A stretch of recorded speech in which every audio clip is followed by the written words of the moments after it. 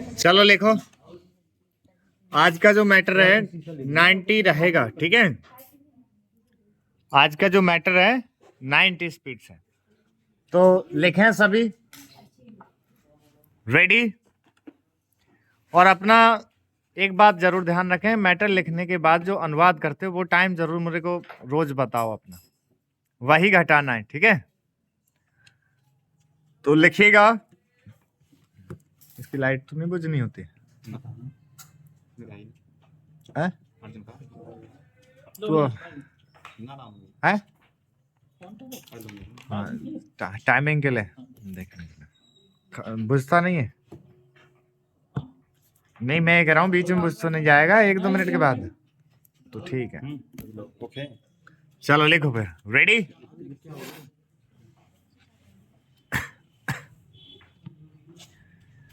Ninety speed है, लिखिएगा।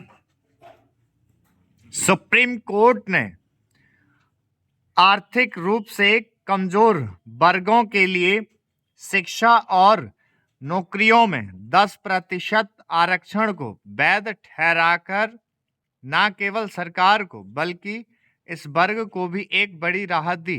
यद्यपि आर्थिक रूप से कमजोर तबकों को दिए जाने वाले 10% आरक्षण को सही ठहराने वाला निर्णय सर्वसम्मति से नहीं दिया गया, लेकिन इससे उसकी वैधता पर कोई प्रभाव नहीं पड़ने वाला।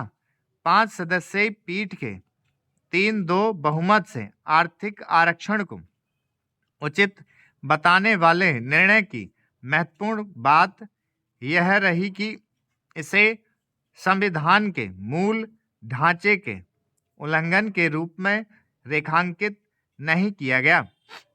ज्ञात हो कि इसके पहले सुप्रीम कोर्ट ने अपने कई निर्णयों में यही कहा था कि आरक्षण की सीमा 50% से अधिक नहीं हो सकती।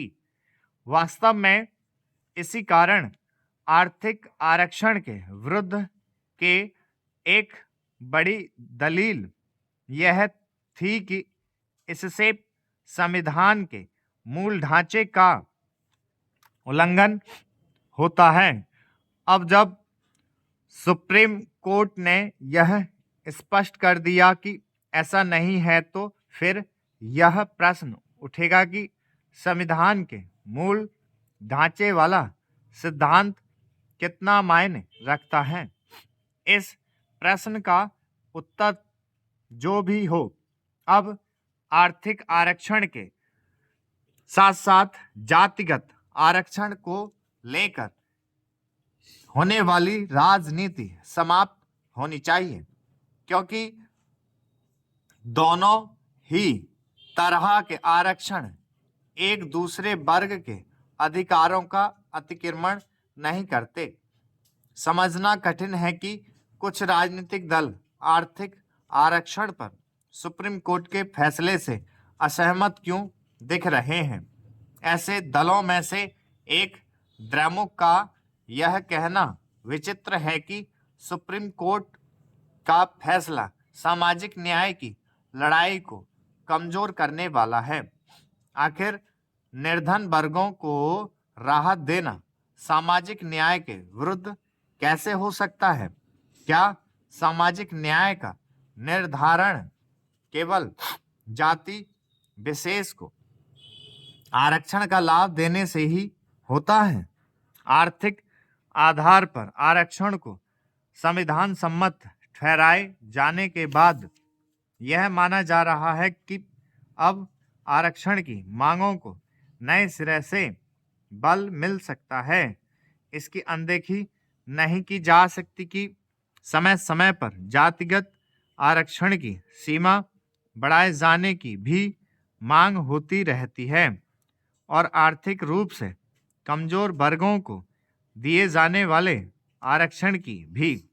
कहना कठिन है कि भविष्य में क्या होगा, लेकिन उचित यही है कि ऐसी कोई व्यवस्था बने जिससे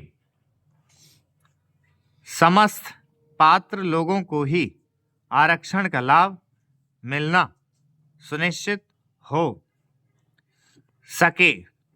यह जातिगत आरक्षण के मामले में भी सुनिश्चित किया जाना चाहिए और आर्थिक आरक्षण के मामले में भी। निस्संदेह ऐसा तभी हो सकता है जब हमारे नीति नियंता समाज के व्यापक हित में आरक्षण व्यवस्था के तौर तरीकों को और प्रभावी एवं न्याय संगत बनाने के लिए नए सिरे से विचार करेंगे। जैसा कि आर्थिक आरक्षण पर फैसला सुनाने वाली पीठ की न्यायाधीश बेला त्रिवेदी ने कहा, किसी अधिकारी को स्टॉप। ये 90 स्पीड है। अब अपना सभी ट्रांसलेट करें, सिस्टम ऑन कर ले और जिनका जल्दी हो जाता है वो रीचेक जरूर करते रहा करो, मिस्टेक कम लानी, ठीक है? करो सभी।